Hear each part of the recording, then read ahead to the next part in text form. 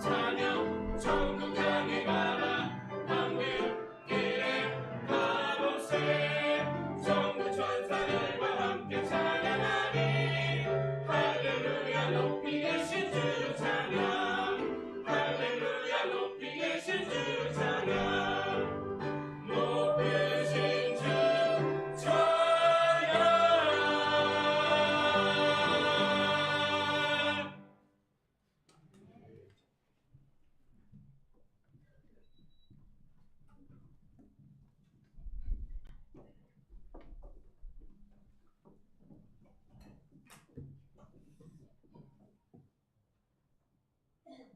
비록 부족하고 비록 연약하고 나약한 우리들이지만 하나님은 오늘도 우리에게 영광 받기를 소망하시고 그래서 오늘 이 자리에 저와 여러분들을 부르신 줄로 믿습니다.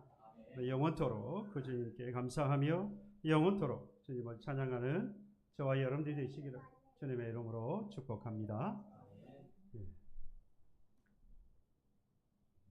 사람도 말썽이지만 기계도 말썽이에요. 무슨 말씀인지 지금 무슨 일인가 하실 거예요. 제가 설교문으로 사용하는 이 노트 태블릿이 안 나와요. 하지만 걱정하지 마십시오. 1925년에 노벨 문학상을 받은 아일랜드의 극작가이고 수필가이고 또 소설가인 존 버나드 쇼라고 하는 작가가 있습니다. 이 작가가 유명한 건 우리들에게 유명한 건 작품만큼이나 그가 명언을 많이 남겼는데요. 우리가 아는 명언 가운데 한 가지가 그의 묘비명입니다. 우물쭈물하다가 내 이럴 줄 알았다. 이게 이제 번역이 잘 되었다, 못 되었다, 뭐 말도 많습니다만은 어찌되었든 그 말의 뜻을 생각해 보면 인생 돌아보니까 벌써 여기까지 와버렸고 돌아보니 별로 한 것도 없고 내 이럴 줄 알았는데 이럴 줄 알았으면 좀 더 다른 삶을 살 걸 뭐 그런 의미로 해석해 볼 수가 있겠습니다. 오늘 그런 말씀을 드리려고 하는 건 아니고요. 이 존 버나드 쇼의 이 일화가 한 가지 있어요. 당대에 아주 유명했던 여배우가 하나 있는데 그 여배우가 이 버나드 쇼에게 청혼을 했습니다. 구애를 했어요. 구애의 내용이 이렇습니다. 당신의 그 뛰어난 머리와 나의 이 아름다운 육체가 만나면 결합하면 그 얼마나 대단한 자녀가 태어나겠습니까? 아주 이상적인 대단한 자녀가 태어날 것이다 라고 구애를 한 거예요. 그랬더니 이 버나드 쇼가 이 여인에게 대답을 합니다. 당신의 빈약한 두뇌와 나의 볼품없는 육체가 결합되면 얼마나 불행한 결과를 낳겠습니까? 여러분 어느 쪽인 것 같아요? 뭐 어느 쪽이 되었든 간에 이 버나드 쇼의 결론은 뭡니까? 싫다. 아마도 뭐 그 여인에 대하여서 마음이 없었던 거겠죠. 그러니까 굳이 이렇게까지 변명을 해가면서 청혼을 또는 구애를 거부한 것이라 생각이 됩니다. 여기서 중요한 사실 한 가지를 우리가 알 수 있습니다. 인생이라고 하는 것, 또 삶이라고 하는 것이 한 방향만 있는 것이 아니고 한쪽 면만 있는 것이 아니라는 것이죠. 항상 이면이 있고 양면이 있다라는 겁니다. 그러니까 우리가 성공을 원한다. 그러면 반드시 그 이면에 뭐가 있다는 거죠? 실패가 있다는 거죠. 모든 사람들이 다 행복하기를 원합니다. 하지만 그 행복에는 반드시 행복 이면에는 반드시 뭐가 있습니까? 불행이라고 하는 것이 있다라는 것이죠. 밤이 있으면 분명히 낮이 있고 이와 같이 모든 만물은 그리고 우리의 인생은 돌이켜보면 반드시 이면이 있다는 거죠. 그래서 때로는 낙심하다가도 그 이면을 생각해 보면 그렇지, 내가 다시 살 이유가 있다. 또 자고 했다가도 아니지, 잘못하면 또 그 이면이 있기 때문에 스스로를 또 겸손하게 낮추기도 할 수 있습니다. 아무튼 분명한 건 우리가 행복한 인생을 추구하고 오늘도 그 행복한 삶을 살기를 원하지만 분명한 건 우리의 인생의 이면인 바로 그 불행, 그리고 그 불행을 여러분 언제 사람이 불행하다고 느끼는 줄 아십니까? 언제 불행하시던가요? 네, 고난을 당할 때입니다. 가장 사람들이 내가 불행하다고 느낄 때는 고난을 당하는 것이고, 그 고난은 무엇 때문에 또 느낍니까?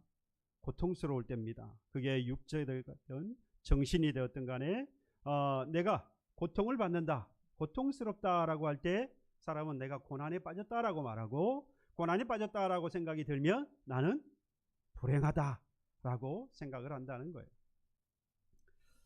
한 왕이 역사가들을 모아놓고 인류의 역사를 좀 정리해와라 라고 했습니다. 그래서 인류의 역사를 한번 살펴보려고 정리를 해오라고 했는데, 뭐 인류의 역사라는 게 그렇게 간단합니까? 정리하기가 쉽지 않죠. 그래서 아주 방대한 양을 기록을 해서 가지고 왔습니다. 왕이 보니까 이걸 도대체 읽을 수가 없는 거예요. 너무 많아서. 좀 줄여와라. 다시 줄여왔는데도 역시 너무 양이 많아서 안 되겠는 거예요. 그래서 이 왕이 다시 또 줄여올 것을 요청을 했습니다. 요구를 했어요.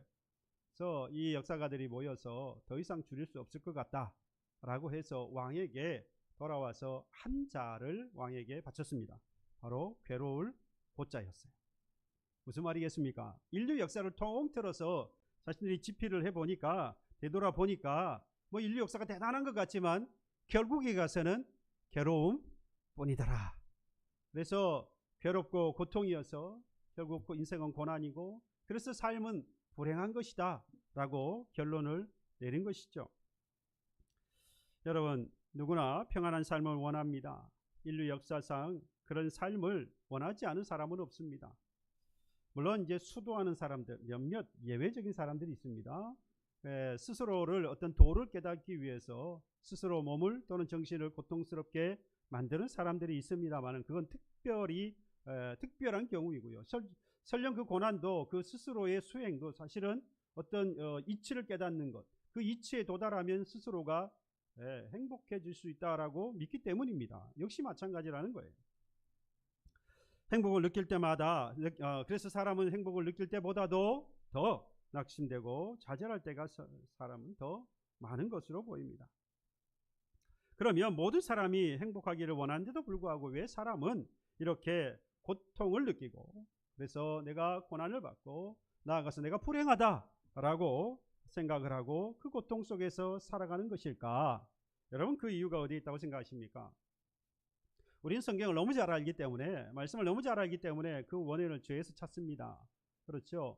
사람이 이 악한 사탄의 유혹에 빠졌고, 그래서 죄를 범했고, 그래서 하나님을 떠나게 되었습니다.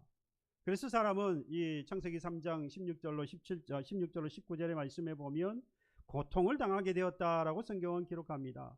요약을 해보면 잉태하는 고통, 그 다음에 수고하여 자식을 낳는 고통. 여기서 자식을 낳는다는 것은 출산만 의미하는 건 아닙니다. 자녀를 키우면서 받게 되어지는 고통, 물론 반하여서 즐거움도 있어요. 낳을 수 있을 때 많이 낳기를 축복합니다. 우리 총회에서 이번 이 5월 셋째 주일을 나중에 광고도 해드리겠습니다만, 이 출산 장려하기 위해서 생명 존중 주일이라. 그래서 올해부터는 5월 셋째 주를 그렇게 지킵니다. 이 출산이라고 하는 것이 사회적인 문제이고 국가적인 문제다라고 하는 것을 인식하고 교회가 이 앞장서서 이 문제에 함께 동참하자, 해결하기 위해서. 그래서 이렇게 생명 존중 주일이라 올해부터 지키게 되었습니다. 아무튼 이 사람은 그 죄를 범했고 하나님을 떠났고 결국 그에 대한 값으로 고통을 당하게 됐다 이 말입니다.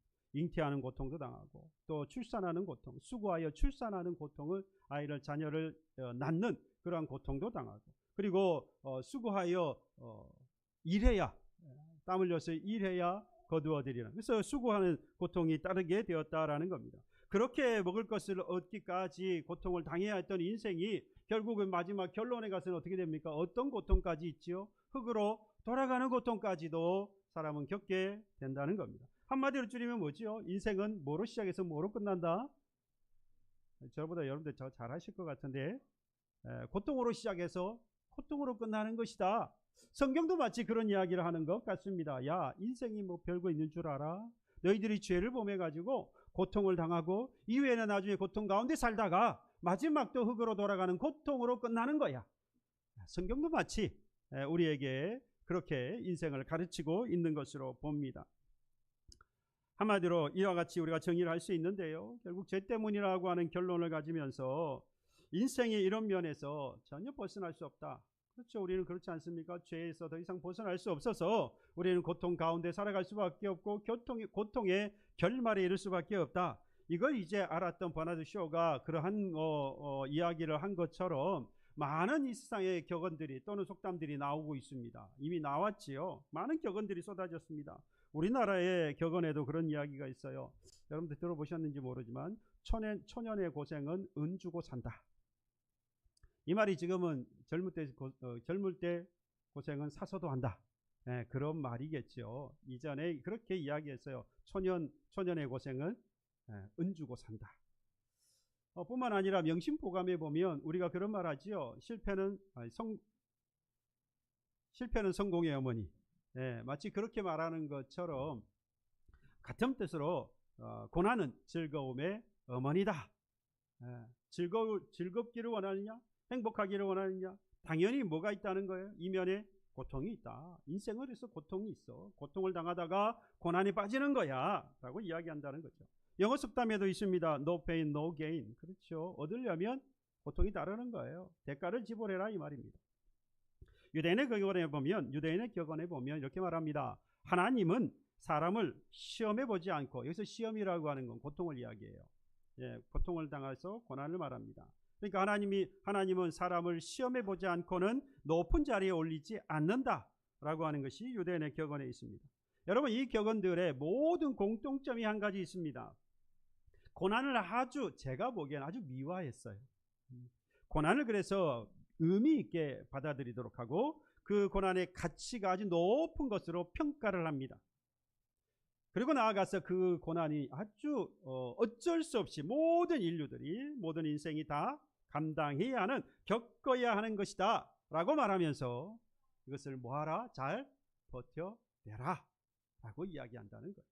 모든 사람들이 겪을 수밖에 없는 고통이니까, 그래서 받는 고난이니까 나도 뭐 할 수 없어요? 벗어날 수 없다라는 거죠. 그러니 벗어날 수 없지만, 그래서 다 겪을 수밖에 없지만 그것은 아주 가치 있는 거야. 그건 아주 높은 가치 있는 것이어서 의미 있게 받아들이고, 그러면 결국에는 그걸 통해서 성공도 얻을 수 있고, 또 큰 복도 얻을 수 있고 잘 되어질 수도 있다. 결국 고난 없는 인생이 없고 고통을 당하는 것은 당연한 것이니까 잘 받아들이고 잘 견뎌라. 그러면 뭐 할 날이 올 것이다? 볕들 날이 올 것이다. 해뜰 날이 올 거다. 좋은 것을 얻을 날이 올 것이다. 여러분들 어떻습니까? 여러분도 그렇게 생각하십니까? 오늘에 당하는 고난, 오늘에 당할 수밖에 없는 고통으로 인해서 내가 고난을 당하지만, 그래서 불행한 것처럼 느껴지지만 결국 이것을 잘 견뎌나가면, 나만 겪는 거 아니니까 이거 잘 견뎌나가면 결국에는 하나님께서 내게도 큰 복을 주시리라. 우리도 그렇게 생각을 합니다. 그래서 아마 지금까지도 잘 견뎌 오셨으리라 생각합니다. 틀리지 않습니다. 저도 여기에 동의합니다. 근데 질문이 생깁니다. 저는 이런 질문을 해보고 싶습니다. 그러면 언제까지 우리는 고난을 이렇게 당연한 것으로 받아들이면서 살아가야 하느냐? 모든 사람들이 다 당하는 거니까 나도 어쩔 수 없이 그 고통을 당하며 고난 가운데 살다가 역시 인생은 불행한 것이야 라고 수용하고 받아들이고 끝까지 견디면 결국에는 내게 좋은 것이 줄 것이다 라고 하는 것을 인정하면서 오늘을 우리가 살아가야 하느냐? 언제까지 그래야 하냐는 거예요. 이미 죄 때문에 우리에게 임한, 그래서 모든 사람이 벗어날 수 없는 그 고난이고 고통이니까 근본적으로 벗어날 수 없는 것이지만, 우리가 만약 그것만 받아들이기만 하면 되는 것이냐? 고난을 이기는 방법은 없을까요? 수용하는 거 말고, 다 당하는 거니까 어쩔 수 없다라고 받아들이는 것 말고, 고난을 이길 수 있는 방법. 여러분, 고난을 이길 수 있는 방법을 오늘 바울을 통해서 발견할 수 있습니다. 무슨 말이냐? 바울은 이겼다라는 이야기예요. 바울은 이겼습니다. 수많은 격언이 말하는 것처럼 시험을 당하는 고통을 바울도 똑같이 당했어요. 사실은 우리가 당했던 고난, 인생이 겪고 있는 모든 고난도 바울이 당했을 뿐만 아니라 그보다 더 많은 고난을 사실 바울은 당했습니다. 그럼에도 불구하고 바울은 그 고난을 다 이겼어요. 수용하고 받아들이는 것으로, 불행한 것으로 받아들여서 넘어간 게 아니라 이겼어요.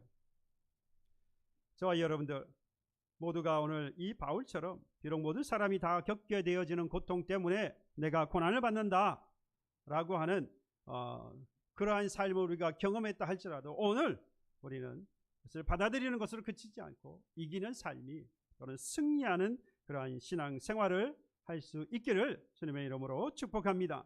그러기 위해서 좀 알아야 될 게 있겠지요. 먼저 바울이 얼마나 큰 고통을 당했는가라고 하는 겁니다. 물론 여러분들 잘 아시겠습니다만은 오늘 고린도 후서를 보면 이 고린도 후서의 내용은 고린도 교회에 물론 바울이 쓴 편지지요. 당시에 이 바울이 고린도서 신을 기록해서 보낼 때에 이 고린도 교회에는 참 다양한 부류의 사람들이 많았습니다. 유대인 가운데 예수를 믿게 된 사람, 이방인들, 또 이방인 가운데 예수를 믿게 된 사람들, 그냥 유대인들, 뭐 여러 종류의 사람들이 함께 모여있던 곳입니다. 그러다 보니까 분열과 분쟁이 그치지 않았던 곳이에요. 말도 많고 탈도 많았던. 그래서 고린도 전후서를 살펴보면 지금도 우리가 겪고 있는 많은 그러한 문제점들이 이 고린도 교회에 산적해 있었던 것을 우리가 볼 수 있습니다. 심지어 고린도 교회를 세웠던 이 바울에 대하여서도 서로 이견이 있었어요. 그런 사람들 가운데에서는 바울을 따랐던 사람도 있는데 바울을 비난하는 사람들도 많았습니다. 두 부류를 굳이 비교한다면 오히려 바울을 비난하면서 바울을 거부했던 사람들이 훨씬 더 많았던 것으로 보입니다. 그렇다고 한다면 고린도 교회 또는 고린도 교인들은 왜 바울을 못마땅히 여기고 왜 그를 거부했을까? 바울은요, 그들이 보기에 다홍치마가 아니었습니다. 다홍치마가 아니었어요. 우리 무슨 이야기를 하죠? 기왕이면 다홍치마라 라는 말을 사용하지 않습니까? 여러분, 바울을 사람들이 고린도 교회 가운데 교인들 가운데 바울을 못마땅하게 여겼던 사람들은 이런 이야기를 합니다. 만약에 바울이 진짜로 하나님이 세우신 사도라고 한다면 그가 말하고 있는 또는 우리가 알고 있는 것처럼 바울이 그렇게 험난한 인생을 살 수 있느냐? 어떻게 저렇게 큰 고통을 받으면서 살아갈 수 있느냐?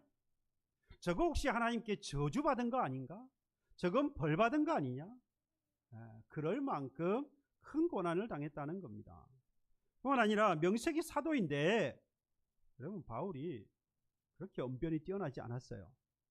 말씀을 가르치고 복음을 전해야 하는데 언변이 뛰어나지 않아요. 말이 서툴러요. 서투르다 그러면 좀 그렇고 어쨌든 언변이 좋지가 않았어요. 외모, 그러니까 볼품없는 그의 외모 또한 볼품없었어요. 키가 작고 그의 외모를 봤을 때에 사도와 같은 그런 당당함 또는 우리가 기대하는 우리가 생각하는 사도라고 생각했을 때 아주 당당하고 기백이 넘치고 또 카리스마가 넘치는 그런 모습의 바울은 아니었다라는 겁니다. 뿐만 아니라 병까지 있었어요. 아니 사도가 자기 병 하나 고치지도 못하고 무슨 사도야. 그런데 중요한 건요, 이들이 하고 있었던 이 말은 전부가 다 사실이었습니다. 거짓말이 아니에요. 실제로 바울은 볼품없는 사람이었어요. 언변도 뛰어나지 못했고. 이게 정말로 사도가 맞느냐? 그가 당했던 고난도 한번 살펴볼까요?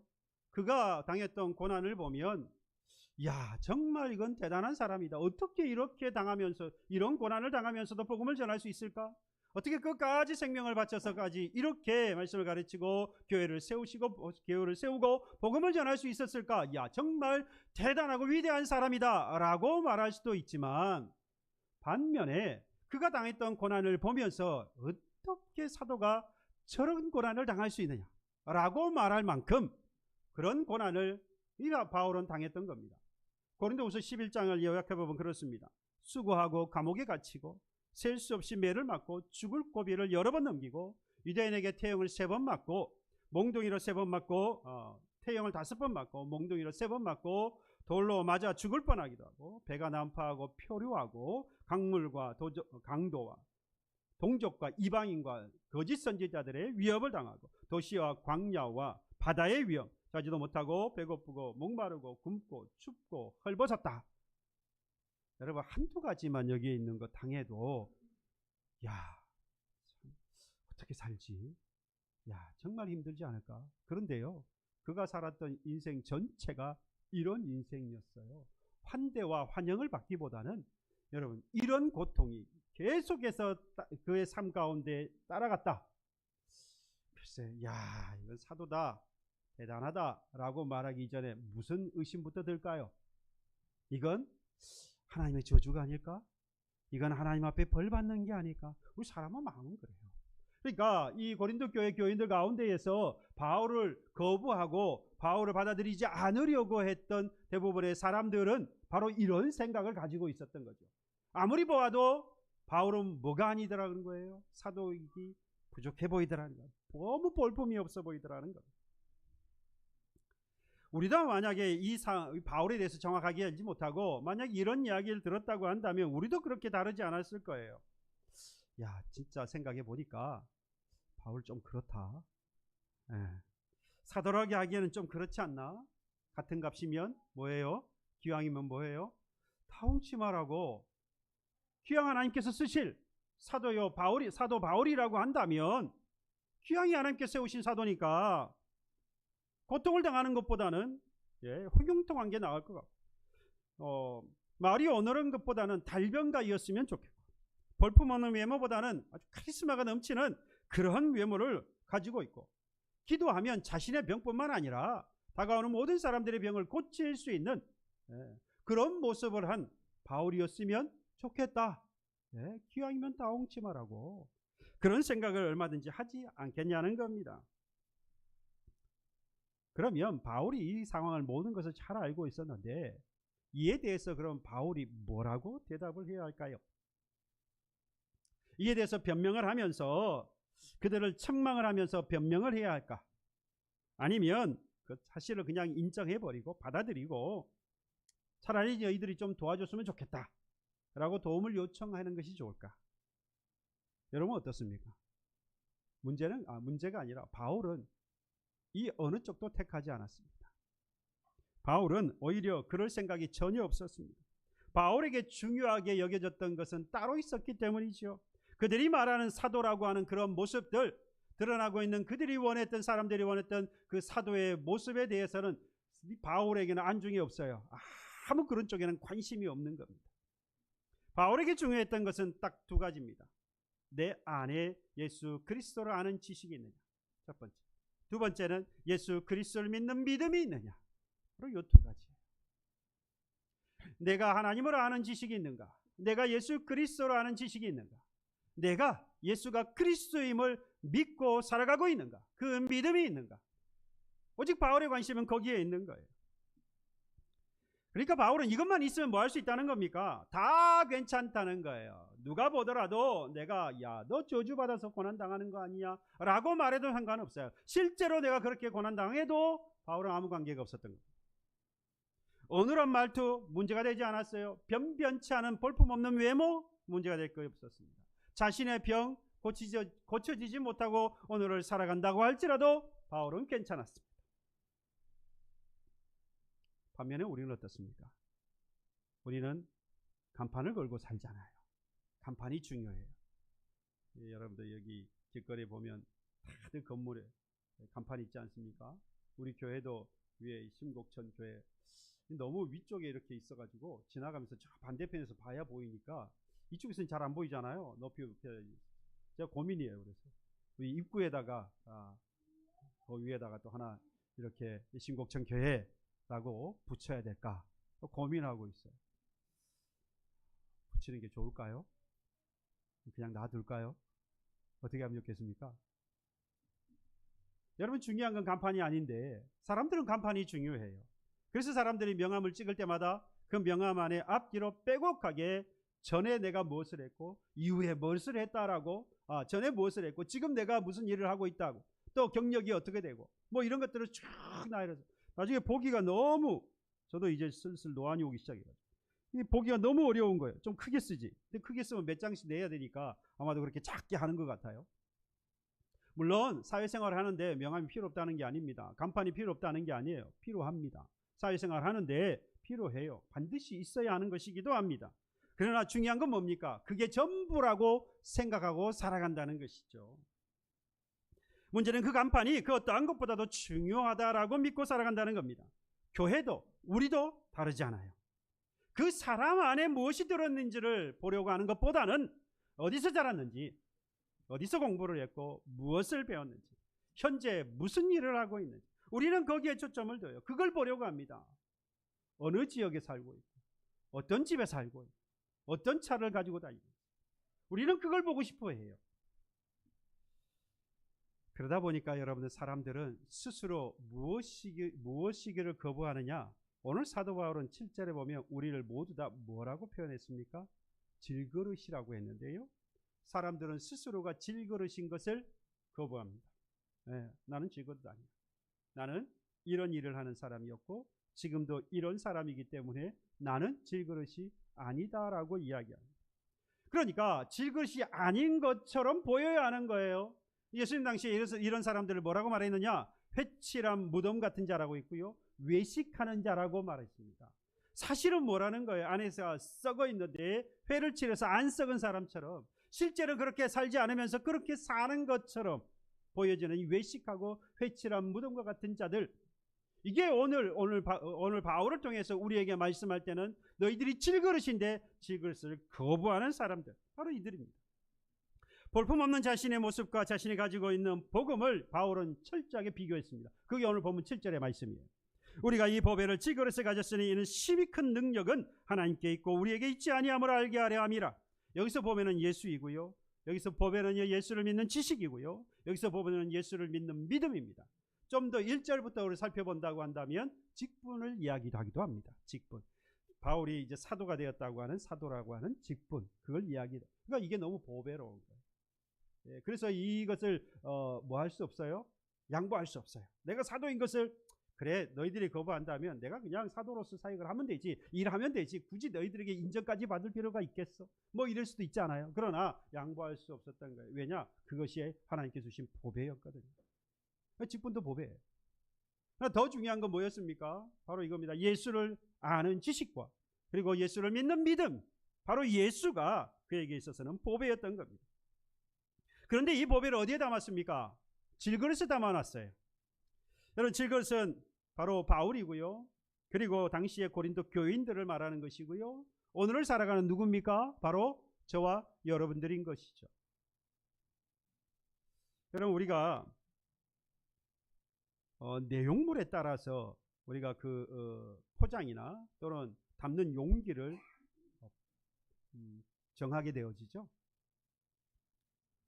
저는 주로 라면을 끓여 먹으면 냄비에 끓이고 그 다음에 냄비채 먹을 때가 많습니다. 어떤 분들은 스스로를 존중하는 마음으로 좋은 그릇에다가 담아서 예쁘게 해서 먹어야 된다, 그렇게 말씀하시는 분도 계시는데, 저는 그냥 라면 끓이면 뭐 그릇에 따르지 않고요, 대부분 그냥 냄비채 먹고 맙니다. 왜 그럴까요? 라면이니까. 근데 신설로 같은 경우는 어떻게 했어요? 예, 아주 좋은 그릇에, 그리고 담을 때도 좋은 그릇에 담아서 먹습니다. 내용물에 따라서 그릇이 바뀌어요. 다이아몬드를 아무 데나 두는 사람이 없습니다. 반드시 보석 칸에다 둡니다. 근데 고무줄, 머리에 그냥 묶는 고무줄은 아무 데나 던져 놓습니다. 잘 챙기는 방법이 뭐죠? 기껏해야 플라스틱통에다가 넣습니다. 왜 넣은 줄 아세요? 안 잊어버리려고.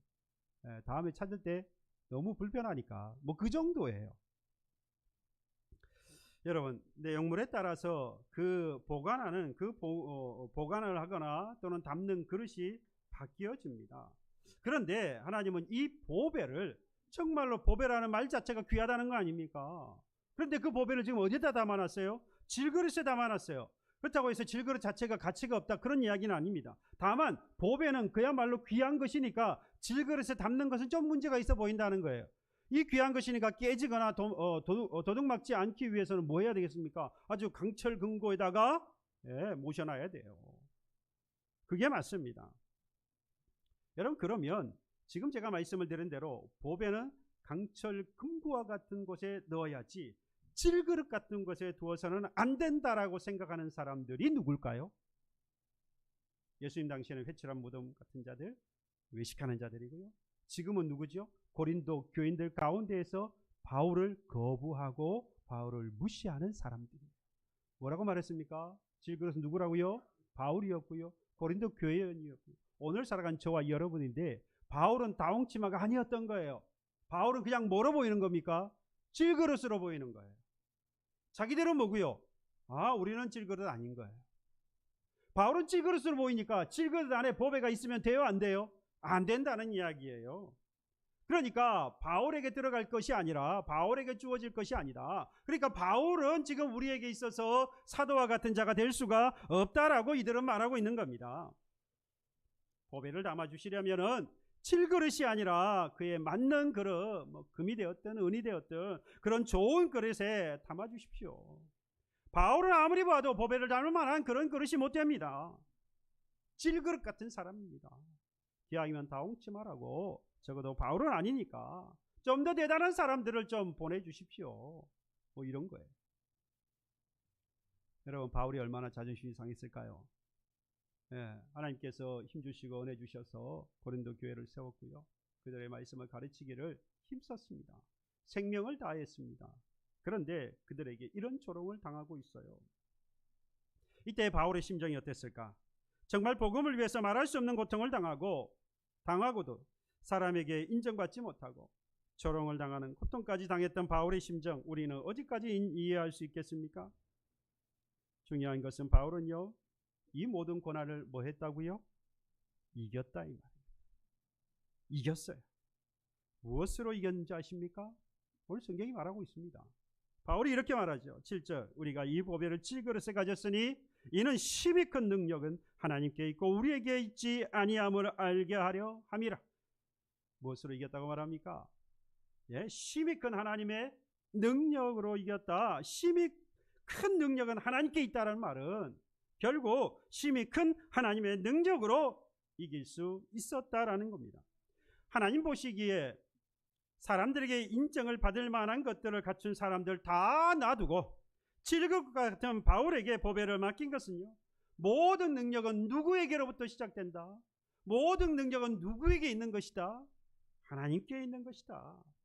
그러니까 정확하게 말하면요, 바울은 하나님의 능력을 나타내기 위한 뭐일 뿐이었습니까? 도구일 뿐이었던 거죠. 바울은요, 하나님은 이 바울을 그저 하나님이 도구로 사용하고 싶었을 뿐입니다.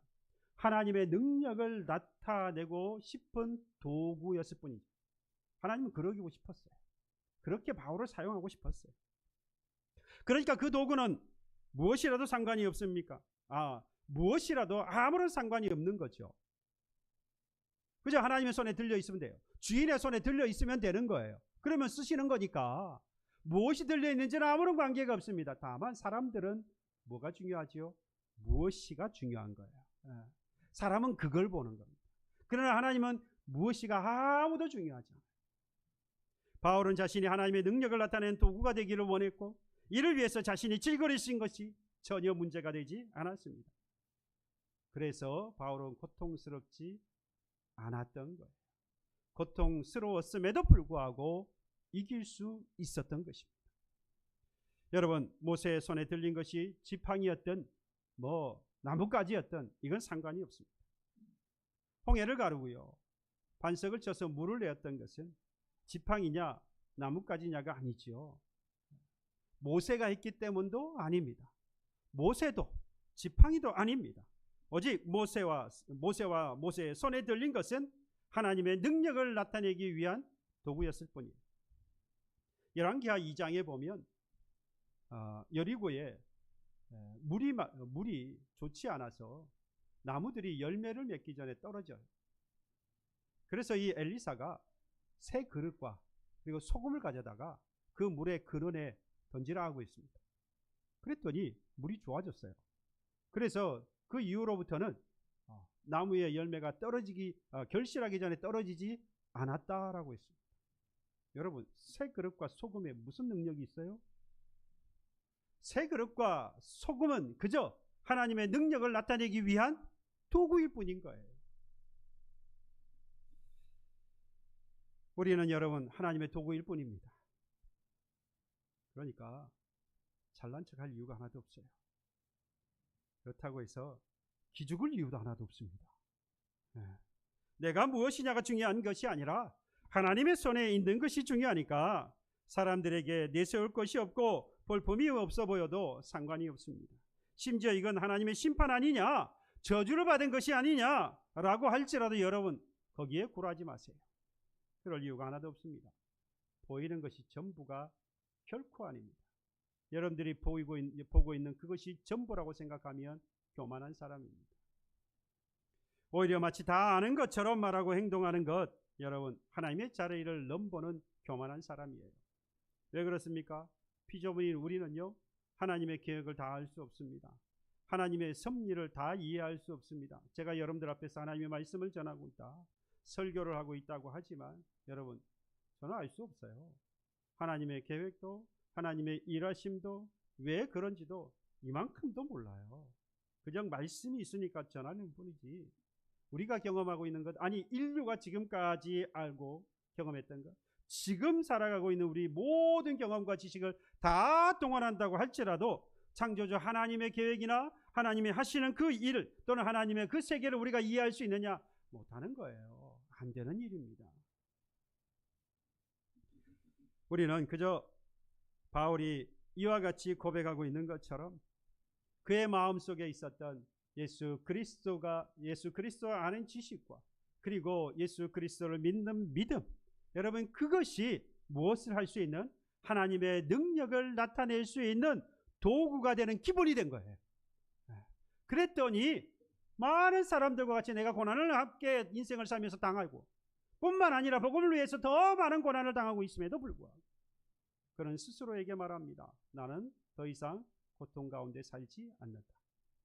고통을 이겼다 이 말이에요. 고난을 이겼다 이 말입니다.